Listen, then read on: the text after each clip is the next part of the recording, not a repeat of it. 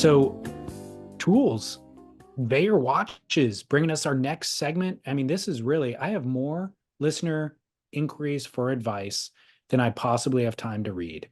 So, thank you, Veyor watches, for making this happen for us. Do we need to do a whole separate podcast where you and I just sit back and answer advice questions, life advice with David Lee Scales and Chaz Smith? We should actually have a column in the Surfer's Journal, or better yet, Surfing World magazine, Do like you a think Dear Abby kind of thing. do you think our dear what's his name? Best surf journalist alive. Sean, That's who it is. Sean Doherty would give us a column? absolutely. Do Yeah. you think he would give us a Ask David and Chaz? You know what?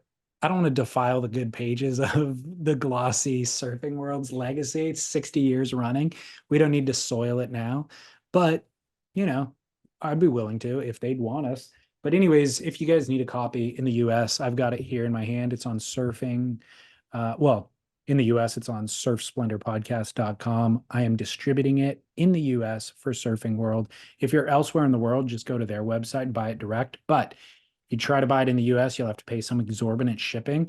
They ship me about 40 issues, and then um, we all benefit from the lower shipping cost, and I can mail them to you directly for $20 cover price. So pretty I cool. mean, can't beat that deal. How quick do you sell out typically? Um, Within a month, I'd say, within Yeah. a couple of weeks. It depends if I promote it. There's sometimes I forget to even promote it, but yeah, within a couple of weeks. Tools to live by, presented by Veyor Watches, DLS and Chaz. I need advice. Over 6 months ago, I won an Instagram surfboard giveaway with a pretty big clothing brand. If you're, I'm not one to enter Instagram contests because A, I think they're kind of kooky, barrel or not, by the way. And B, does anyone actually win those things? Well, I'm going to keep the clothing brand anonymous, but I won it. They congratulated me. They asked me for my address and said, we'll go ahead and pack this up and update you with the shipping as soon as it's ready. After not hearing back for a couple of months, I reached back out to them and nothing, ghosted. I took the L and I moved on. But it occurred to me the guys at the Grit would know what to do. I've been a long time, it's been a long time, so I don't know if there's anything that I could even do about it now, but maybe it would help others in the future with your advice. Also, I don't know if the surfboard shaper was ever aware that his board never made it to me because it looked like it had already been shaped and the board was already in their possession. But I thought about messaging the shaper and then decided against it.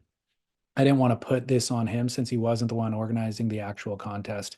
Anyways, should I do my damnedest to get this board or our Instagram contest the laughing stock of the internet? Keep work, Sean. I'll tell you one Instagram contest that's not a laughing stock. The boards you can win right here, David Lee Scales. Exactly. We pick winners. You do. And as far as I can tell, you deliver those boards. Well, I put the listener in contact with the shaper themselves, and the shaper does get the board to that person. So we have no problem delivering on the goods. Um, but if we did not, would it be reasonable of the listener to take it public and blast them? I mean, obviously, he reached out to the clothing company, presumably a couple of times, and they ghosted him. So the problem So, here, like, I feel I need more. Usually in my almost, I'm going to say 100% pristine advice, uh, I have all the information I need. Here, I don't quite. If this was any major clothing brand of any note that anyone would know, then it's your duty to blast them, to absolutely roast them for it, to publicly roast them, to send it to Beach Grit and have me roast them for you. All of this. If it's like a small startup who was trying to get market share and then the bros who were involved ran out of money and then, whatever, then that's a whole other thing. Like that's an L for everyone. You're taking the L, they're taking the L, everyone's L's all around. But if this is a legit brand and or specifically, I'm going to say, if this is one of Authentic Brands Group's holdings, if this is one A of corporation. exactly, then it's go time. Let's go. And you have a friend in me. Okay. I am the dog in your fight for anything. Like maybe your Instagram, right, is small and whatever. You don't have the clout. Uh, Not that I have the clout, but I at least have a platform. Anyone who has been aggrieved, I won't go after a small upstart thing. They're just doing their best, right? And just couldn't deliver on a promise. But if this is a big conglomerate, even if it's Patagonia, if it's if it's anyone of note, come ye to me. Perfect. I am your friend. That is the solution. Because I also am apprehensive to advertise things like this because the onus could be on the listener. Like maybe the listener failed to Tick the respond in a boxes. timely fashion. Yeah, tick the box, whatever. But this listener, I think, clearly did, so much so that he's then taking the initiative to reach out to us to ask our opinion. He seems pretty Yes. diligent. So let's Yes. presume he ticked all the boxes and won it fairly and squarely, and then followed up as he stated, and they just straight out ghosted him. Now they're it's within reason to put them on blast, but it's undignified to do it on Instagram or just like you need a bigger pulpit. And so Yep. Beach Grit is that pulpit. And so I agree with also what you said. Whereas if it was Banks Journal, for example, who went out Sure. of business, and you could see they offered the contest, they had all this difficulty, they went out of business. What are you going Stuff to do? Shame happens. them now? Yeah, there's can't get No. blood from the turnip anyways. Yeah, and stuff happens. And presumably he didn't spend any money on this contest, so there's nothing lost. But if it's disorganization within the company or somebody intentionally trying to skirt you, or maybe the contest organizer kept the board themselves, waxed it up, their boss will never be none the wiser, and you're just this lowly Instagram peon that they are taking advantage of. No, no, no. They need to be put on blast in that scenario. Exactly. So, And I am your dog in this fight. Like I got enough where this can go out and rectification will happen. exactly. So, reach out, reply to my email, Sean, and let us know the details here. And if you need the bigger dog to get in the fight. And I will also say Instagram giveaways are not lame. And in fact, one Veyor watches sponsoring this very segment and Chaz's and my wrist. My wrist right now. Exactly, mine too. They want to give us some watches to give away. So we're going to figure out the best way to give them away, and we'll incentivize you guys to engage. I mean, it's all about engagement. Get listeners to engage, and then we'll give them a watch. So we will figure that out and do that in the near future. But until then, thank you, Veyor Watches, veyorwatches.com. Chaz, there was also a wine related advice inquiry that came in. Would you like to hear that one? Sure would. Maybe I could take the lead on that. You sure should. I turn the volume down. I'm in a little bit of a predicament here. Turn the volume down to eliminate the text messages that come through, and then forget to turn it up for these guys. David Chaz. I'm in a little bit of a predicament here. I've been invited to an event, and I'm a bit of a, how do you say, a recluse? I like to spend time by myself.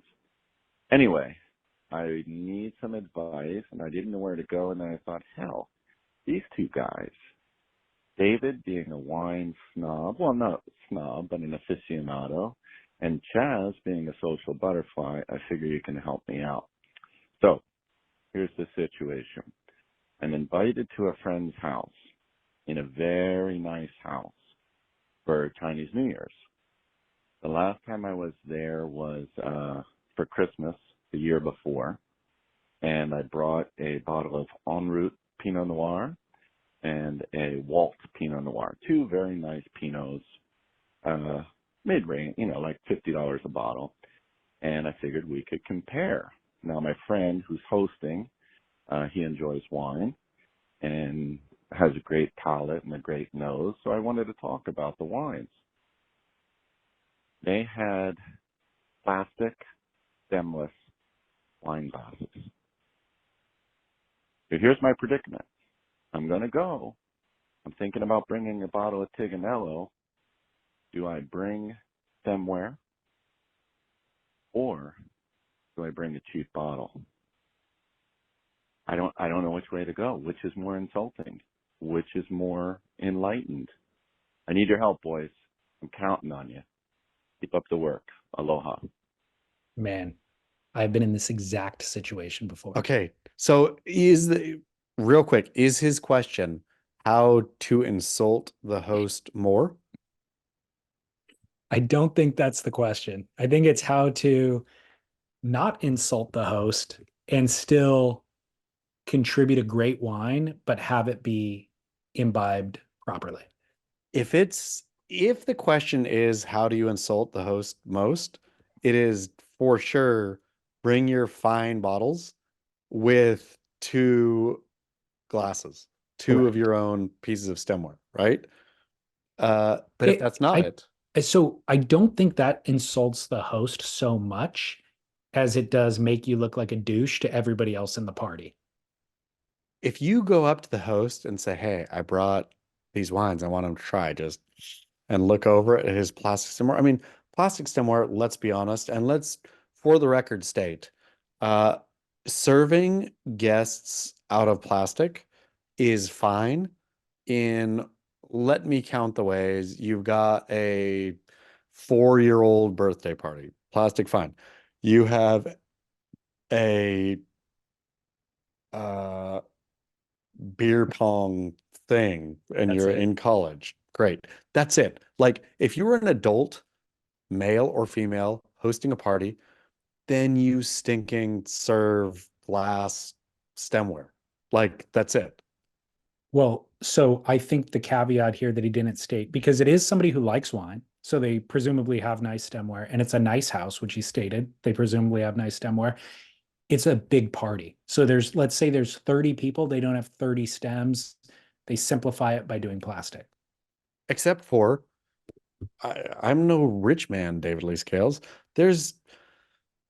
I've thrown parties before where like I have crates of stemware, accidental stemware in the garage that mine may never get used again, right? Because you do this, they're like $2 a glass or something. And this is for glass that's not maybe the fanciest crystal, or clearly not the fanciest crystal, but decent.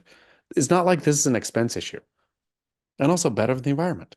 So maybe it is, maybe it would insult the host then. I won't die on that hill.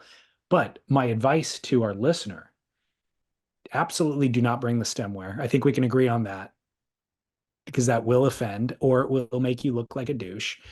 Um, bring the bottle of Tignanello that he's questioning whether or not he should bring. His efforts he felt were underappreciated in the past, maybe. But here's what matters is that it's an investment in your future.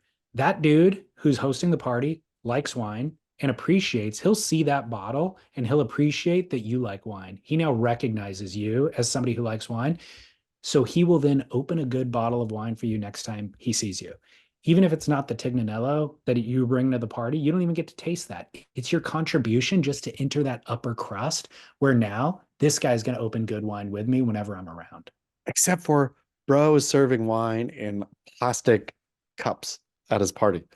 Yeah, but you know what? I'll be honest with you. Even though I've said the exact opposite here on the podcast and said that uh, I'm, a snob when it comes to glasses. See, I told you I forgot to turn the volume down after that. It's also a baller move just to drink, the best stuff out of whatever vessel is around. You know what I mean? Like it's preferred to drink it out of stemware for sure. But if you bring the bottle of Tignanello and that guy's willing, he knows what it is, and he's willing to drink it out of crappy glassware. What that really means is he's willing to drink good wine out of crappy glassware. Guaranteed, he has stemware, and that's where the great wine goes. And you want to be around when he opens the great wine. So if he's willing to do good wine out of crappy stemware, you're in for a good treat later. I'd hope, except we live in a brave new world where we have Felipe Toledo's denying the facts and the truth, and we have super rich dudes who are just too cheap to buy stemware and will also too cheap to have good taste. You remember that it was like one of the final scenes in Sideways where the wine that he had hyped in the beginning of the movie and throughout the movie was this special, it was a 61 Cheval Blanc. And he ends up drinking it in a greasy burger joint out of styrofoam, right? Yep.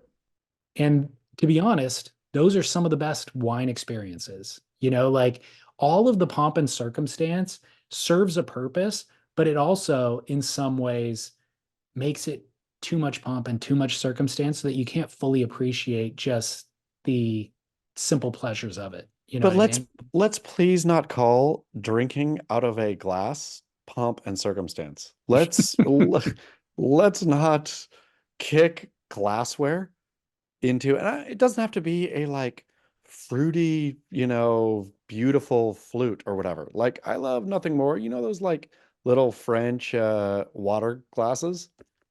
No. Like, Oh yeah, just like a little, like yeah, a bigger than a shot glass kind of. sure. That's Yeah. where I drink my wine Yeah, yeah. 9 times out of 10. But glass versus plastic on the lip is an entirely different world. Let's I be frank and fair about that. I've argued that as well. I fully agree, but I have a flip kind of entirely opposite argument, which is our caller showing up with 2 bottles to a party. By the way, the host is busy. The host is entertaining everybody, and you showing up with 2 bottles of $50 Pinot, wanting to taste the side-by-side nuance difference and wanting the host to participate in that game with you.